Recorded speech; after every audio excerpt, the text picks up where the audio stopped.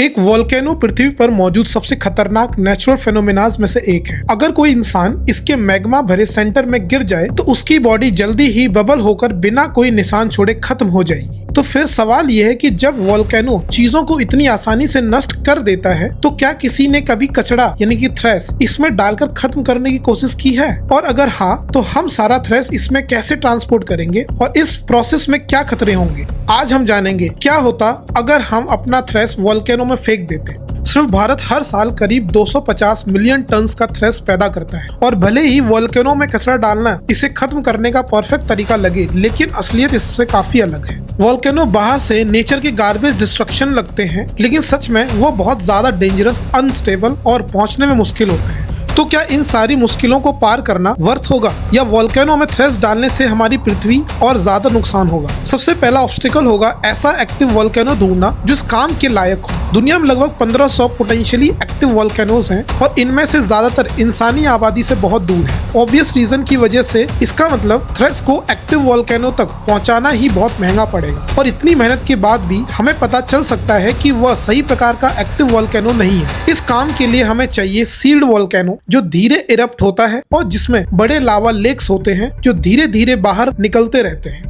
दुर्भाग्य से ऐसे वोल्केनोज बहुत रेयर हैं। ज्यादातर जगह आपको उनके एंग्री कजन्स मिलेंगे जिन्हें स्ट्रेट वोल्केनोज कहा जाता है। स्ट्रेट वोल्केनोज में हॉट गैस और मैग्मा के प्रेशर बिल्डअप के कारण बहुत जोरदार एक्सप्लोसिव इरप्शंस होते हैं, यानी ये जगह कचरा डालने के लिए बिल्कुल सेफ नहीं है। लेकिन मान लो किसी तरह हमें एक अच्छा और एक्टिव सील्ड वोल्केनो मिल भी गया। अब इमेजिन करो कि वेस्ट कलेक्टर बनकर उसकी वेंट तक ट्रक ले जाना पड़े। पहले ही दिन करियर बदलने का मन कर जाएगा, क्योंकि वोल्केनो का वेंट एक खतरनाक जगह है जहां पॉइजनस गैसेस, लावा स्प्लिटर्स और प्रोजेक्टाइल रॉक्स लगातार मौजूद होते हैं, और जैसे ही आप थ्रेश डालना शुरू करेंगे खतरा और बढ़ जाएगा। 2002 में इथोपियन रिसर्चर्स ने 30 किलो का थ्रेश एक वोल्केनो में फेंका था, और नतीजा था एक्सप्लोजन। क्योंकि लावा लेक्स बहुत अनस्टेबल होते हैं और ठंडी चीजें इनकी सरफेस को छूते ही प्रेशराइज्ड और एसिडिक स्टीम के जबरदस्त एक्सप्लोजन होते हैं। तो सोचो अगर एक पूरी नेशन का थ्रेश वहां फेंका जाएगा तो ब्लास्ट कितना बड़ा हो। हवाई में रॉक्स गिरने से लावा 85 मीटर तक हवा में उछला था। तो इमेजिन करो थ्रेश डालने पर क्या हो।